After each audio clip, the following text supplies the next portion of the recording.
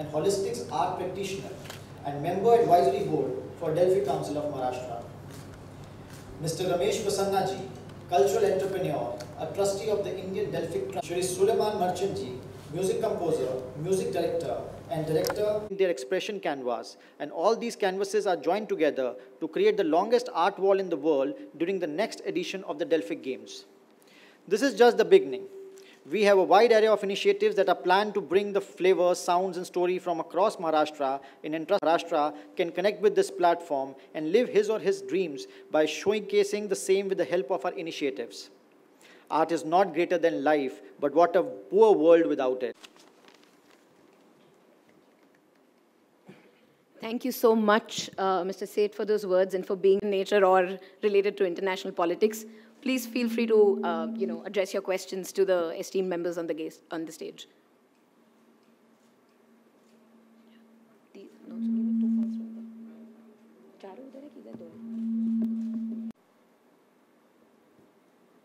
नमस्कार, मैं संदीप बात कर रहा हूँ ANI से। मेरा सवाल डायस पे बैठे हुए सभी लोगों से है। सवाल ये, आप इसे इंटरनेशनली प्रेजेंट करना चाह रहे हैं। हमने देखा है कि चाहे वो फिल्म इंडस्ट्री हो, बॉलीवुड हो, उसमें विचारों को लेकर के मतभेद होते हैं। तो क्या विभिन्न विचार के लोग, विभिन्न विचार के नेता, अभिनेता, कलाकार इस मंच से एक साथ काम कर पाएंगे? परेश जी, अगर आप बता पाएँ तो।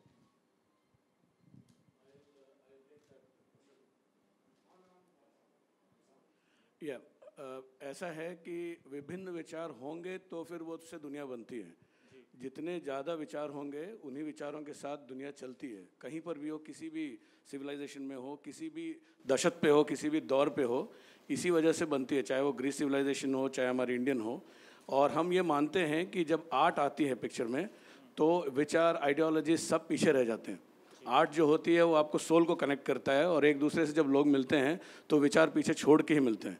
तो इसीलिए उसकी कोई दिक्कत नहीं है, क्योंकि हमने काफ़ी कुछ ऐसा किया हुआ है जिससे हमें पता चलता है कि जब दो लोग मिलते हैं तो बहुत मोहब्बत होती है, दो आर्टिस्ट मिलते हैं तो मोहब्बत आता है वहाँ पर विचार पीछे छूट जाते हैं। शुक्रिया। I think art also adds a lot of respect. I think as artists, each and every one of us respect each other and the art forms. So there cannot be any cultural divide on this. There cannot be any मतभेद जैसे आपने कहा, वो नहीं हो सकता, क्योंकि विचारधारा सिर्फ आर्ट के अनुसार ही होती है और हम लोग सब एक साथ एक मंच पर है। We want to take India forward in this. So that is what I think. I speak for all of us. आप कुछ कहना चाहें इस पे? मैं इन्होंने जो कहा इससे सहमत हूँ।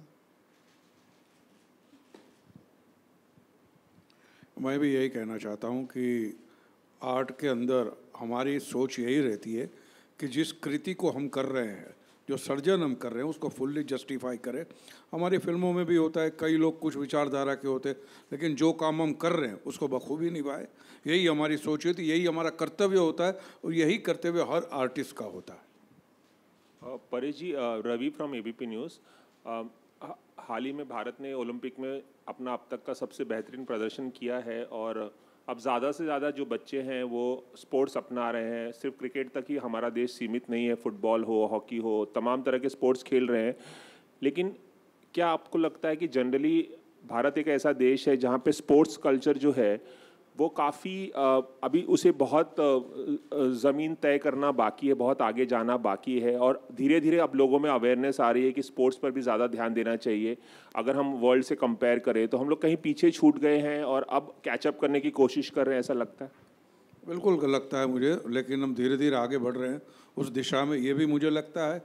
और जिस तरह से गवर्नमेंट का सपोर्ट है, जिस तरह हमारे प्रधानमंत्री मोदी जी सबसे मिले, जो भी ओलंपिक विनर से सबसे मिले, सबका हौसला बढ़ता है, सबको लगता है कि हम ऐसा कर सकते हैं। अगर वो कर सकते हो हम भी कर सकते हैं, एक अवेयरनेस आती है। और मैं ये समझता हूँ कि हमारे देश में टैलेंट की कमी नहीं है। कुछ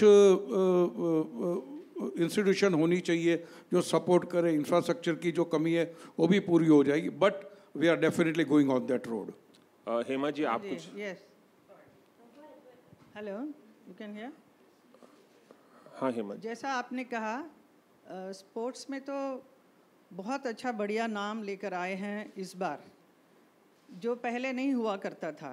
इसका मेन मकसद यही है कि हमारे प्रधानमंत्री ने जो काम किया है, उन्होंने इतना प्रोत्साहित किया है, सबको आगे बढ़ाया है। आपने देखा होगा एक एक खिलाड़ियों से कैसा बात किया उन्होंने, आज तक हमने तो ऐसा किसी प्रधानमंत्री को करते हुए नहीं देखा है।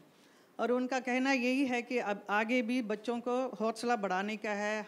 Me as a member of parliament, हमारा भी यही फ़र्ज़ बनता है, हमारे क्षेत्र में जाकर हर खिलाड़ी जितने भी हैं, बच्चे लोग जो गांव में रहने वाले, उनको भी आगे बढ़ाने के लिए हम लोग हर तरफ से कोशिश करने वाले हैं। यही मेन काम है। तो आगे आप देखेंगे कि बहुत अच्छा सब लोग खिलाड़ी आगे बढ़ने वाले हैं। Sports is going to become very very important part of our life. And also बहुत सारे इंफ्रास्ट्रक्चर भी बनाने के लिए सारा काम तय हुआ है, चल रहा है। ऐसे ही even in art and culture also, dance music हो जो भी, इसको भी आगे बढ़ा रहे हैं। This is very wonderful thing what is happening from the government.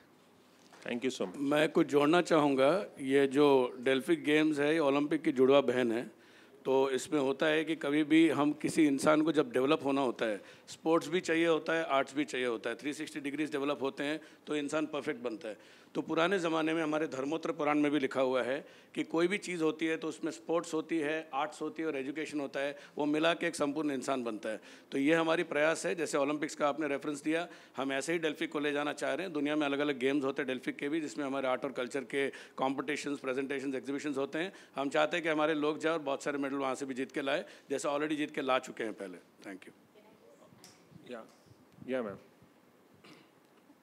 Government तो सराहेगी, प्रोत्साहन भी देगी, सब कुछ करेगी, लेकिन I think it starts from home. अगर हर एक माँ बाप ये नहीं सिखाए अपने बच्चे को कि सिर्फ बड़ा होकर पैसा कमाना है, बड़ा होकर नाम कमाना है, शोहरत कमानी है, बल्कि ये डिसाइड करे और ये प्रोत्साहन दे हर एक बच्चे को that you have to excel in whatever art form, whatever sport, whatever you feel is good for you, then that is how we will excel in life. क्योंकि आजकल चाहे आप क्रिकेट में जाओ, चाहे आप आर्टिस्ट बनना चाहो, चाहे आप कुछ भी जाओ, हर माँ बाप बोलते हैं अच्छा इसमें पैसा कैसे कमाओगे, और उस वजह से बच्चे आगे नहीं बढ़ पाते। तो प्रोत्साहन तो अपने घर से शुरू होता है, और मैं यही चाहूँगी कि हर पेरेंट अपने बच्चे को हर आर्ट फॉर्म को प्रोत्साहन करे। On a lighter note, Bhagyashree ma'am, आपको कौन कौन से स्पोर्ट्स पसंद हुआ करते थे बचपन से, अगर कुछ पता हो? Well, on a lighter note, I used to play badminton, but I fractured my arm and I couldn't play. Suleman sir, आप कुछ बोलना चाहेंगे? देखिए, ये जो मूवमेंट है, ये मूवमेंट ऐसे है कि we have to start this at grass root level. जो स्कूल्स है, एजुकेशन सिस्टम है, उसके अंदर we have to introduce art, culture, music at the very beginning. क्योंकि आज हम देखते हैं कि जो लोग कल्चर के साथ, आर्ट के साथ, ट्रेडिशन के साथ जो बड़े होते हैं वो संपूर्ण होते हैं। हम पूरे वर्ल्ड ट्रैवल करते हैं, और जब हम जाते हैं और देखते हैं कि आज एक डॉक्टर है, बड़ा professional, very very high level doctor, मगर वो उसको अपने आप को एंटरटेन करने के लिए या रिलैक्स करने के लिए वो गिटार बजाता है। So you need both sides. एक प्रोफेशन होता है, एक पैशन होता है, and passion is what we are trying to encourage through Delphic. कि आपकी जो पैशनेट साइड है, आपकी आर्ट साइड है, कल्चरल साइड है, आपकी क्रिएटिव साइड जो है, उसको थोड़ा सा बढ़ावा मिले तो it is recognized and people understand that there is an artistic side to everybody. आपकी artistic side ज़रूरी नहीं है कि म्यूज़िक है या ड्रामेटिक्स है या आप कोई इंस्ट्रूमेंट बजाते हैं या आप पेंटिंग करते हैं. It could be something completely different. You might want to create a building and that is also a very artistic side of you. तो ये जो आर्टिस्टिक साइड है उससे कैसे बचपन से नरिश कर सके हम और उसे इस लेवल तक, इस मकाम तक ले जाए कि वो he is able to compete in an international arena amongst other people, and that is what Delphic is all about. Thank you so much. Suleman sir, आपसे एक सवाल है। आपने अभी जिक्र किया कि हमको शुरुआती दिनों से ही बच्चों के स्किल डेवलपमेंट पे काम करना बहुत ज़रूरी है। ऐसे स्थिति में जब हम राइट टू एजुकेशन की बात करते हैं तो आपको लगता है कि इस तरीके का कोई इंफ्रास्ट्रक्चर हो या डेडिकेटेड म्यूज़िक स्कूल हो, डेडिकेटेड आर्ट या कल्चर से रिलेटेड हम बचपन से इस तरीके का कोई इंफ्रास्ट्रक्चर डेवलप कर सकते हैं? जी बिल्कुल करना चाहिए। और म्यूज़िक स्कूल्स तो है ही, काफ़ी सारी म्यूज़िक की स्कूल्स हैं, कल्चर डेवलपमेंट के लिए भी स्कूल्स हैं, मगर ये ग्रास रूट लेवल पे अगर स्कूल्स के अंदर, स्कूल जो एग्जिस्टिंग स्कूल्स हैं उसके माध्यम से if we can create a structure, जैसे स्पोर्ट्स के लिए होता है पीटी सेक्शन होता है, क्रिकेट होता है, फुटबॉल होता है, वैसे ही कल्चर को डेवलप करने के लिए एक अपनी जो क्रिएटिव और आर्टिस्टिक साइड है उसे डेवलप करने के लिए कुछ कुछ स्कूल्स में है, मगर सब स्कूल्स में अगर हो तो it gives rise to your creative side and helps you become a complete person. Sahil, आपसे एक सवाल ये है कि आप डेल्फिक काउंसिल ऑफ महाराष्ट्र को रिप्रेजेंट कर रहे हैं, तो मैं ये जानना चाहता हूँ कि आने वाले दिनों में आप किस तरीके से काम करेंगे, अंतर्राष्ट्रीय पटल पर किस तरीके से डेल्फिक को प्रेजेंट करें? जैसे मैंने अपने एड्रेस में भी इस सब चीज़ों का जिक्र किया है कि अभी हम लोगों ने इसकी नींव रखी है, यहाँ पे डेल्फिक काउंसिल ऑफ महाराष्ट्र का फॉर्मेशन किया है। हम धीरे धीरे इसमें लोगों तक पहुँचेंगे, इसको ग्राउंड लेवल तक लेके जाएंगे और इसका ऑर्गेनाइजेशनल स्ट्रक्चर ऐसे है कि हर स्टेट में काउंसिल बनी है और इसको नेशनल लेवल पे एक इंडियन डेल्फिक काउंसिल है जो इन सभी 30 स्टेट्स की काउंसिल के साथ मिलके काम करेगी। और हम उसके बाद कोशिश करेंगे कि डेल्फिक गेम्स जो 4 साल के बाद इंटरनेशनल गेम्स होती है उसको हम इंडिया की तरफ से बिड करें और आने वाले सालों में 2025 में हम चाहेंगे कि हम डेल्फिक काउंसिल को, डेल्फिक गेम्स को इंडिया में लेके आएँ और यहाँ होस्ट करें। शुक्रिया।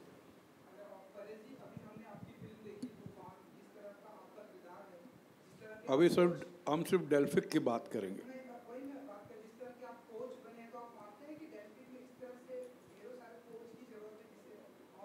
कोचिंग की तो सबको ज़रूरत होती है, किसी भी स्टेज पे ज़िंदगी में सबको ज़रूरत होती है।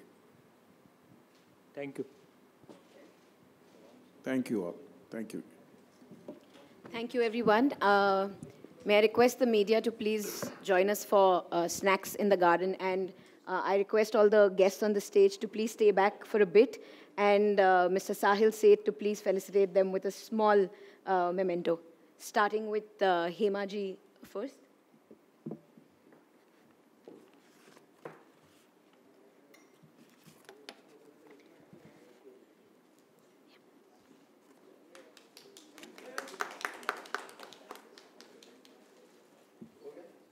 Followed by Paresh ji, please.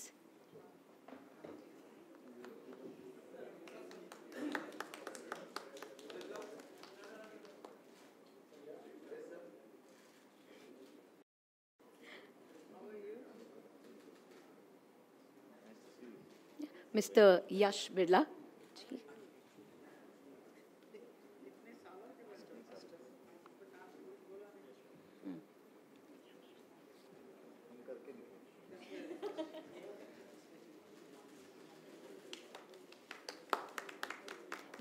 Mr. Ramesh Prasanna next, please.